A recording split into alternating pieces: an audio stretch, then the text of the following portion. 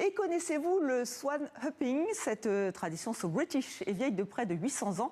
Chaque été, les swan hoppers remontent la Tamise à la rame. Leur mission, recenser les signes royaux pour vérifier leur état de santé. Ce rituel est devenu un véritable outil de conservation de la biodiversité. Reportage de nos correspondantes Marie Billon et Laura Calmu. Au pied du château de Windsor, une flottille glisse élégamment sur la Tamise. À son bord, les swan-hoppers, les compteurs de cygnes, parcourent le fleuve à la recherche de nouvelles familles. Quelques minutes plus tard, une première couvée est repérée. Les embarcations referment progressivement leur cercle.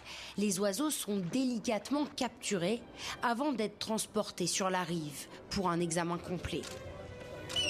Nous les pesons, nous les mesurons et nous vérifions leur état de santé. Nous recherchons notamment d'éventuelles blessures ou des hameçons qui pourraient les mettre en danger. Hier encore, nous avons découvert un cygne blessé avec un hameçon coincé dans le cou. Les jeunes cygnes se voient ensuite attribuer une bague numérotée afin de pouvoir être identifiés et suivis au fil des années. La majorité appartient à la couronne britannique, les autres à deux anciennes institutions londoniennes. Et sur les rives de la Tamise, tout le monde semble connaître David Barber. Depuis 34 ans, il incarne le swan hopping et veille sur les signes du roi. Le swan hopping remonte au XIIe siècle. À l'époque, le cygne était un plat réservé aux plus riches lors des grands banquets. Aujourd'hui, il est protégé, plus personne ne les mange. Une tradition devenue un outil de conservation et un moyen de sensibiliser les nouvelles générations, comme aujourd'hui avec cette classe de Windsor.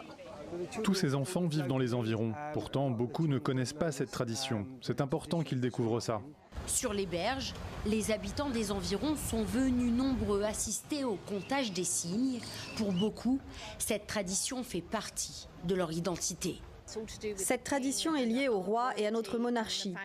Les cygnes font aussi partie du patrimoine naturel britannique et nous y sommes très attachés. 5 jours pour tenter de recenser les quelques 1200 cygnes de la Tamise et les laisser voguer à nouveau au fil de l'eau.